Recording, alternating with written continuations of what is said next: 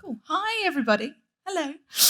So my name is, as Gina did a fantastic job of introducing me, is Lily Dart.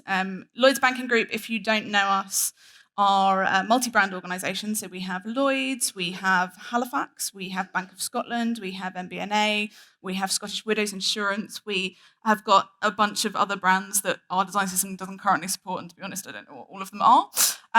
But more importantly to that, we're operating at quite a big scale. So we have 350 designers.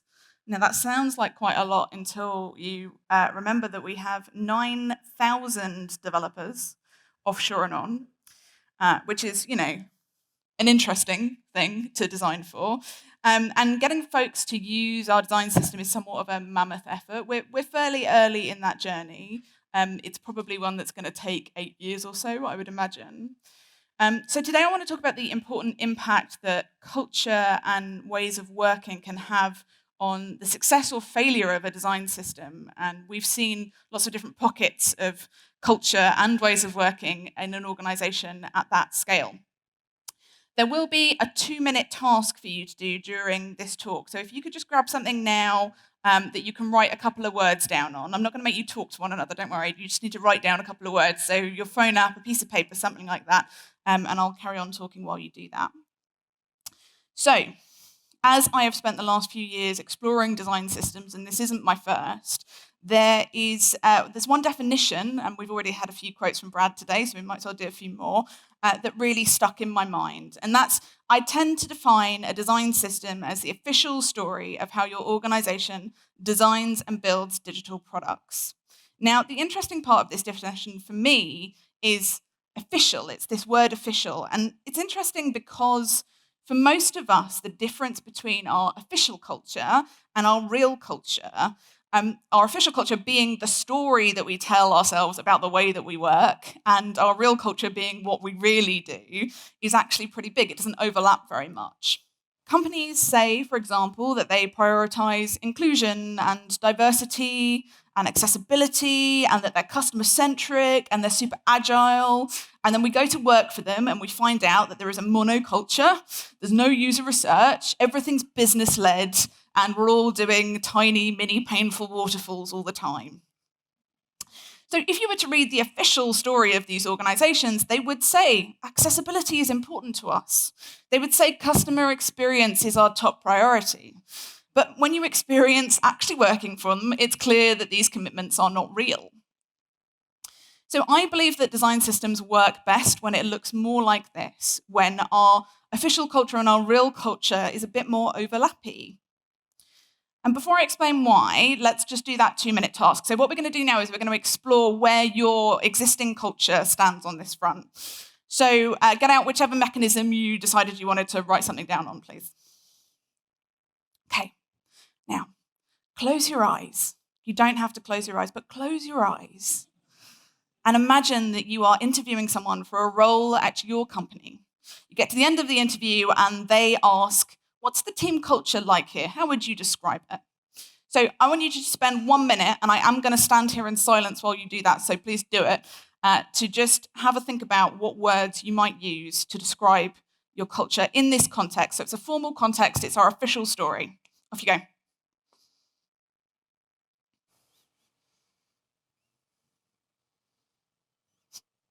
I am going to continue standing here in awkwardness, and some of you are still looking at me, so please do write some stuff down. Thanks.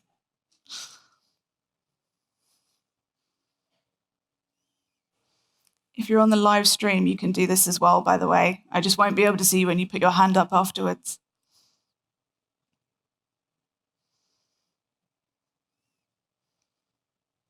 Now, you are talking to your best friend over dinner.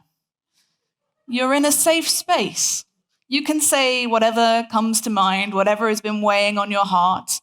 They ask you what the culture is like where you work. Now, just spend another minute thinking about, is the answer the same? Is it different? And if it's different, how is it different?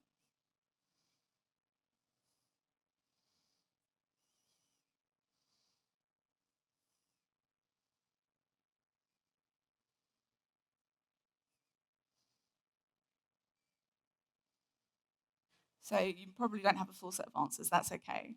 But I'm not going to ask you in detail to talk about what you wrote down. What I do want you to do is, if you are confident that both answers are exactly the same, I would like you to put your hand up now.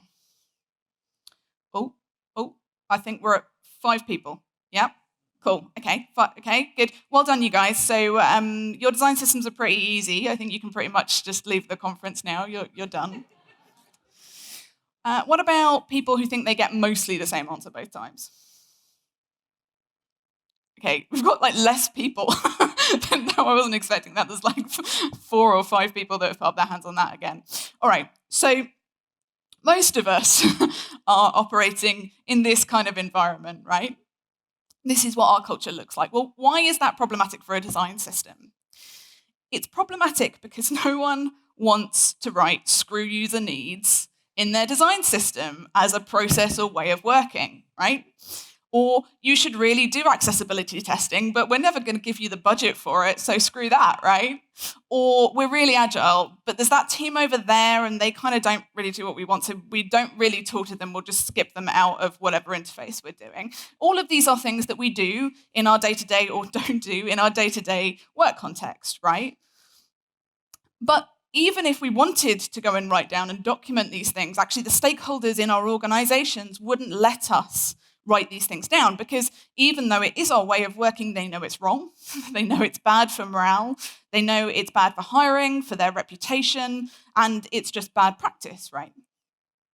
But some organizations, and clearly we've all worked in them, genuinely operate like this.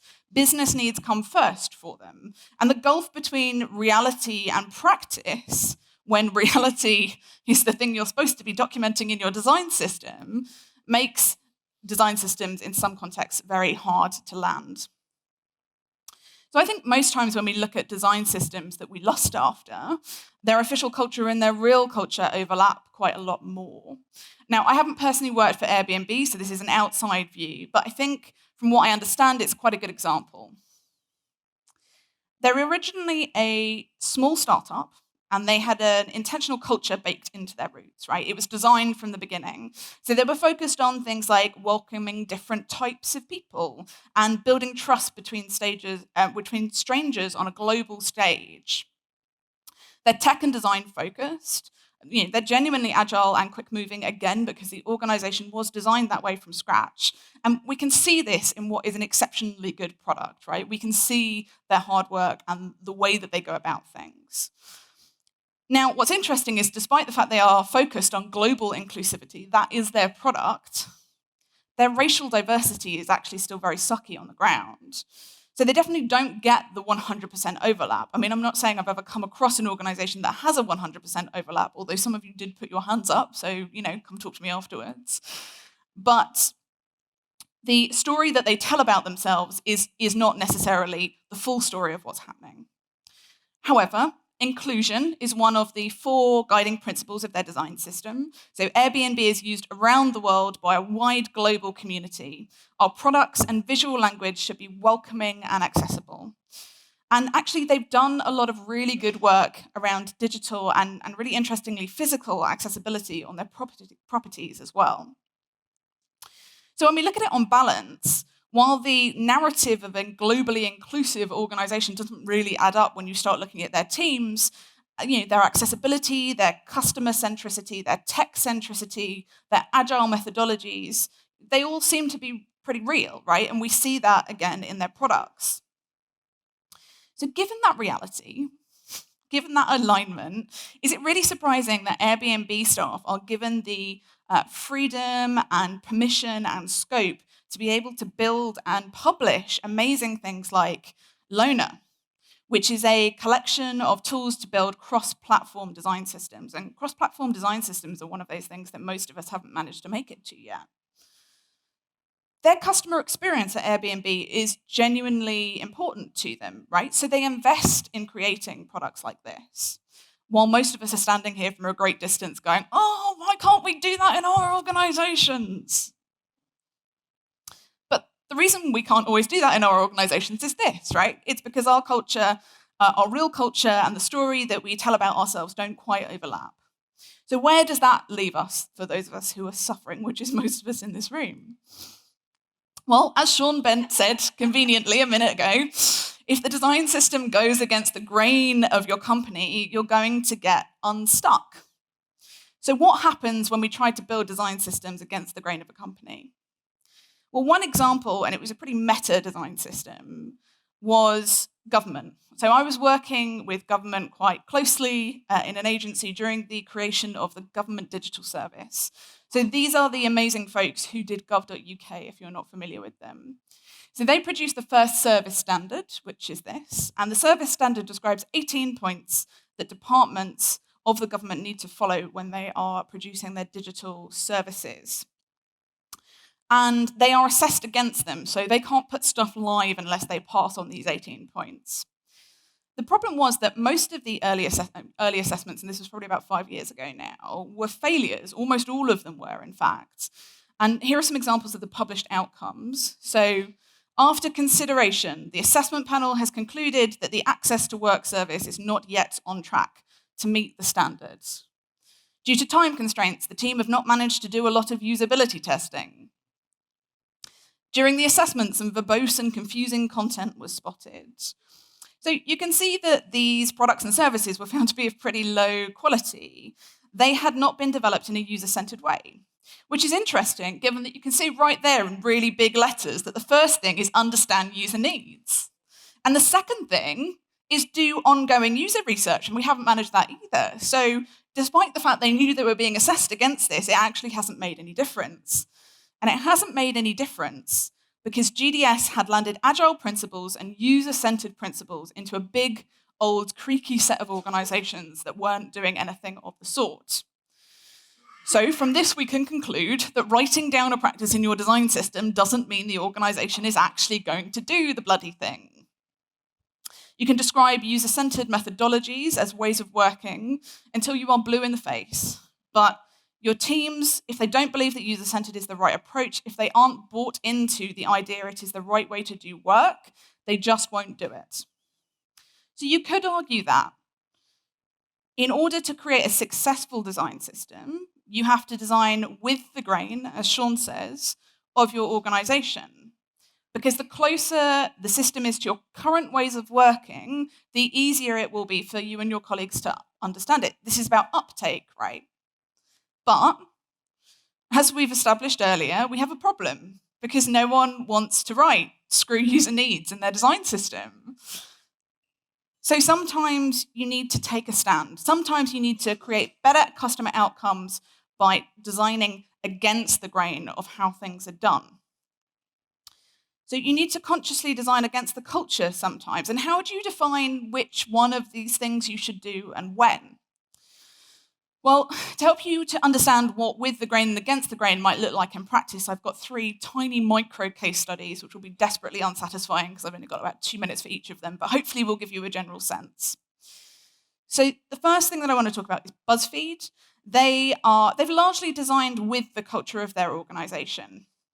So Emily Brick, when she was at BuzzFeed, said, "As we grew and matured as a design team, our newer designs clash with the older parts of our experience." So this is a fairly standard prompt to start creating a design system, right?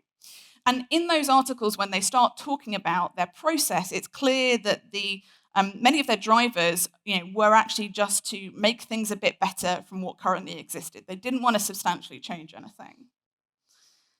They were broadly happy with the quality of the newer, fresher designs that they were producing, but they could see this unnecessary variance. And you can see this in their documentation. Now, although they call it a design system in their blog posts, actually here you can see they call it a style guide, and that is really what it is. It's focused on the little details, styles and components, rather than the big behavioral drivers that we might include in a design system, like principles or ways of working. However, Emily also said, previously engineers and designers often worked siloed from each other. We were eager to experiment with a process that brought engineers and designers closer together. So in this instance, they can see that something in their culture is not working and they want to fight against that in order to improve their ability to collaborate and ultimately to improve their end products. You can also see some really nice examples of this in their style guide, where actually they have everything mixed up together. So the colors are alongside the variables. Designers and developers are all using the same resources, and they've all grouped together to name and agree them, which then starts everyone speaking the same language and collaborating more. Okay, next micro case study, Lloyds Banking Group. Can I get the Lloyds Banking Group crew to put up their hand at the back? If you want to ask people about what this was like, my team is up there. Okay, so we've been on a journey. We started heavily aligned with the organisation, and we're now moving to really challenge ways of working. So when our design system was first started, it didn't look like this. This is the current design system. And the team were very much designing with the culture and with the grain of how things were done. And that is what they were being told to do. The original version were UI kits, and they were basically just sketch files that were used to copy-paste components. They were hosted on Envision file sharing. It was barely a design system, but what it did operate to do is allow designers to experience sharing for the first time, and very few of them in the organization had done it up until that point. Just after I joined to run the team, we realized that many of the designers were not only using these kind of not great kits, but also almost all of them were massively out of date. So we switched over to sketch libraries. And they, as I'm sure you know, automatically allow us to update the components that the designers see and use without having to send them new files all the time. So this was a really small rebellion against the way things work, but it was exceptionally uncomfortable for the designers who hadn't used libraries before. They were all right with sharing as long as they were in control of what they copy-pasted and how. But when we took that control away from them and put it in the sense of a library, that started to feel quite painful. So suddenly there was this team of people all the way over here that could update all of the tooling they rely on, potentially without any notice. Designers were unhappy. This was literally the opposite of what they were asking us to do, but we knew it was the right thing to do for the product. We had to build a lot of trust over time to make that work. We upset people even more later on by choosing not to support Axior for interactive prototyping. So we had, at the time, a set in Axior of components, a set in Sketch, and one in code. And this meant that our user journeys throughout the design and build process were being rebuilt 3 times. Now, we're very pro-prototyping as an organization. We have specific creative technologists that help us to do it. But this was encouraging a massive amount of waste in the design process. It also meant that we were maintaining the components as a design systems team, and we're a relatively small team for the organization's size, in 3 different locations manually because there was no other way to do it.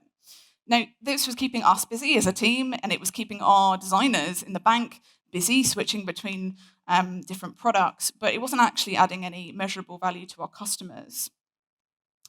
We really wanted to focus on building detailed guidance for usability like this, rather than providing the components in yet another format.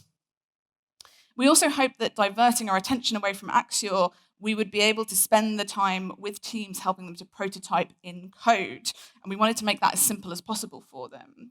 And that was an approach that was going to bring designers closer to the medium that they actually work in. So both decisions were really unpopular in the beginning.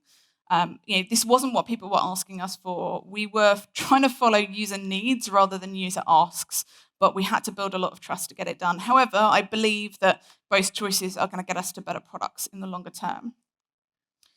Final mini case study is IBM. So IBM is a super interesting example because they have purposefully re-engineered their underpinning vision and principles before starting on their design system. So they were trying to move from an engineering-led culture to a design-led one, and they said we wanted to teach every IBMer to think, work, and feel like a designer. This was in response to them as a company fundamentally losing money, right? They were no longer appropriate for the world they were operating in. So they worked together to reevaluate and redesign the underlying principles they were working with. And they recognized the history and legacy that IBM had. And that was important because that was the small way in which they went with the grain of the organization. But they also reshaped themselves for a new world. In talking about the redesign, the kind of overall head of IBM design said, critics, critical thinking, and argument are always welcome. We have a saying, we want our people to have strong opinions, loosely held. And I think you can see this in the output of their ultimate design system. It reflects that challenge, both in their design and in the tone of voice. They have bold statements about unexpected topics, matched with bold design and a really, bold tone of voice. The language and design system is visible everywhere, not just in the UI, as you can see from the posters. But they needed a lot of organizational alignment to do this. Their driver was, we're not making enough money, how do we reinvent? But to do that, to keep relevant as a business, they built everything from scratch. So you can see in those three examples, a good design system has both of these aspects, right? The real challenge is how to pick which way to go when a problem presents itself. So to sum up, I'm going to run you through my 3 top tips for dealing with cultural mismatch. Make intentional compromises. Unless you work for someone like Airbnb, you're going to have to make some compromises, I promise you. So make sure that the compromises you make are understood, they're intentional, and you have a long-term plan to address them. The second thing is, do challenge the status quo. Don't just document the things you're being told to document. If the status quo isn't good enough, just don't go to the bother of writing it down. Why would you do that? Just don't.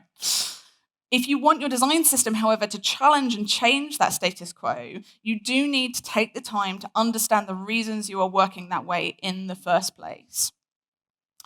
However, if you're a baby design system team and you're choosing to die on every single hill, that's not going to get you very far. Your design system will never get into the end product. So you have to be selective about the choices you make to go against the grain, particularly when you are a baby team. Because your influence is built over time through building your user base and proving that you can be trustworthy and proving that you put out good quality content, your influence will grow. And as your influence grows, your ability to change the environment around you and affect that culture grows too. So my final tip is pick your battles. Remember, this is a long game. And if you follow this guidance and, chill out and go with the flow sometimes and fight back sometimes, hopefully in a few years, you'll find that your design system will be the next Airbnb design language system. And that's all from me.